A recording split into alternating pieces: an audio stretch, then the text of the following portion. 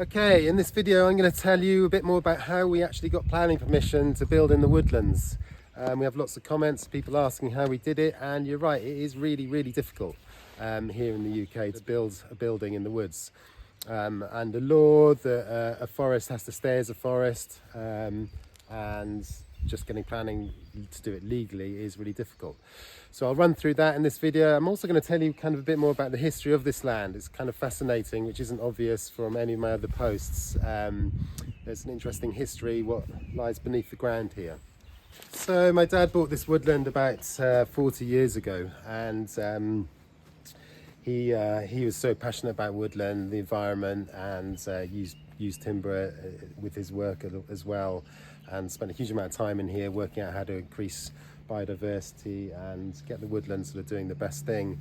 But sadly he died about 25 years ago, and then we kind of just left the woodland doing its own thing. Kind of assumed that it's nature just doing its own thing was the right thing, but in fact, after some expert advice on woodlands, actually some human interventions can really help bring out the best in the woodlands for not only biodiversity, but then also using products from the woodland, firewood and all that sort of thing. So yeah, that was when I kind of got more interested in what we could do for this woodland. I mean, I've known this wood so well. We used to build dens in this very spot, so kind of knew it really well.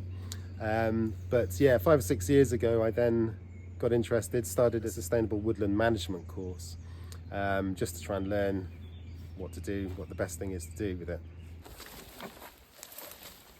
Okay, so in a fairly typical bit of the woodland here, we've got larch trees right next to us here. These larch trees are like the same ones that we took down over near the house, which we built the house out of. And behind there's lots of deciduous trees. There's a lot of, probably can't see, but there's a lot of dead ash, which we're using for firewood mainly. And beyond that there's a mixture of oaks and hazels and all sorts there. But the reason why I'm in this bit, it may not look obvious, but you can probably just make out the background there.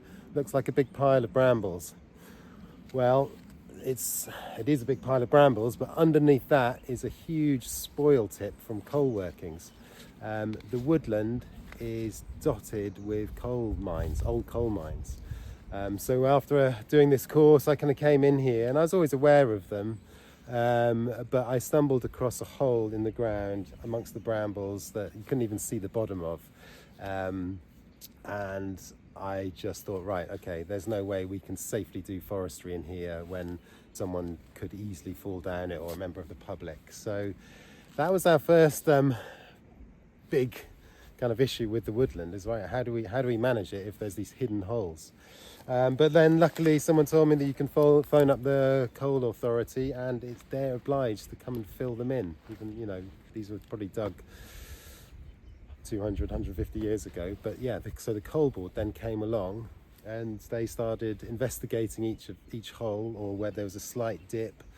Here's a few other ones which they haven't done. They need to come back and do more. This is an example of one where they've dug out and they haven't got to the bottom of it with their sort of 4 meter reach digger, and they have backfilled it with rubble and fenced it off, so hopefully it makes it safe. During the woodland management course, I then learned about how important the forest floor is. It's not just roots and sort of smaller grasses and brambles and things. There's a whole network of fungi, a mycelium network, which is integral to the forest. It supports trees, it supports biodiversity, and really is important for woodlands. And then going from that, then I learned that to manage woodlands really well, ideally you don't want to have heavy machinery kind of squashing that down. So I've got that in one hand, and then the other time, you know, a week later or something, I've got the coal board here who are coming in with the biggest machines available to try and dig up. So the very spot where the house is, there were so many test pits. That whole system of roots and fungi in the ground was completely disturbed, because, you know, ultimately we had to make the woodlands safe. There still are other areas that we need to kind of investigate, because I'm a bit worried there's other holes. In fact, I know there's another one up there that needs to be sorted out.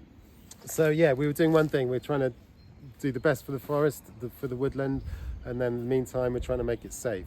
But that did kind of open up an area which moved us on to thinking about how we could actually build in here and build my kind of childhood dream home.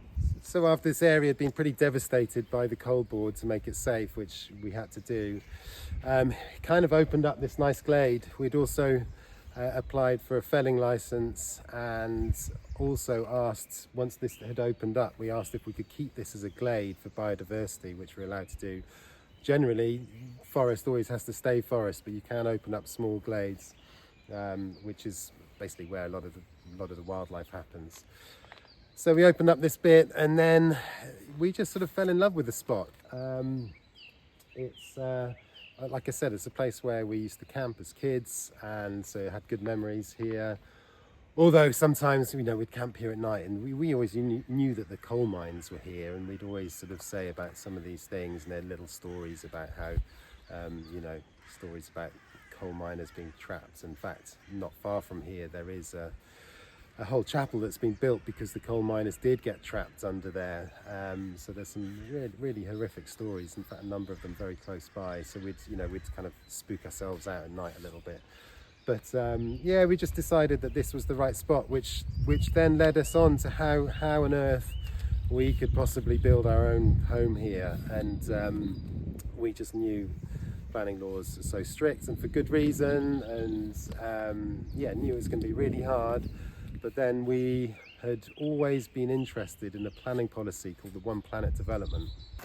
My wife Abby and I had been aware of the One Planet Development policy for many years, since it first started, and it was always something in the back of our minds that we'd like to do, but we weren't quite ready at the time because it does require huge commitment.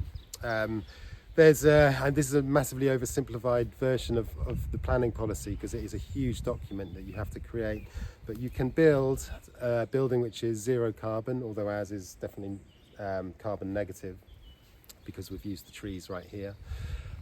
You can build in the open countryside or woodland, as long as you can't be seen from any public vantage point like a road or a public footpath. And your whole lifestyle has to change. You have to monitor your carbon footprint, you have to lower your carbon footprint, so that means a lot of growing our own food and things like that, which coincidentally we have been doing a lot more of, so that wasn't a massive change for us. And then another big part of it is you have to have a sustainable business that goes with the land. So a lot of people, they end up building in fields and things and growing vegetables, whereas for us the obvious thing was to use the timber here, or use the trees, and there's a number of ways we're going to do that. One key element is using the timber that will feed back into my business, which I already have, which is a design business making furniture. So it seemed obvious that a lot of these trees were ready to harvest, and I can feed that timber back into my business and create the land-based business. But it is a really difficult process to do. It took us months and months, probably 8 or 9 months, to create this document ready for the planners. And there's really, you have to be so thorough with it, and then it went to the planners, and then it gets declined, and then you have to appeal, and then you can finally get it. But you have to be dead certain that it's the way you want to do, because it's really difficult. It's not just an excuse to be able to build in the open countryside. It's definitely not a loophole. It's a new planning policy.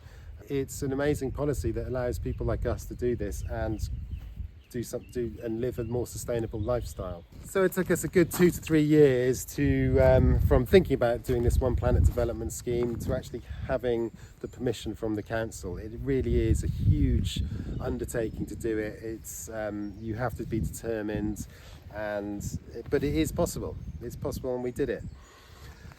With all that, we also, there were things like getting felling licenses. That's how we removed all the timber here. We bought a sawmill, we built the house. Took 2 years to build the house.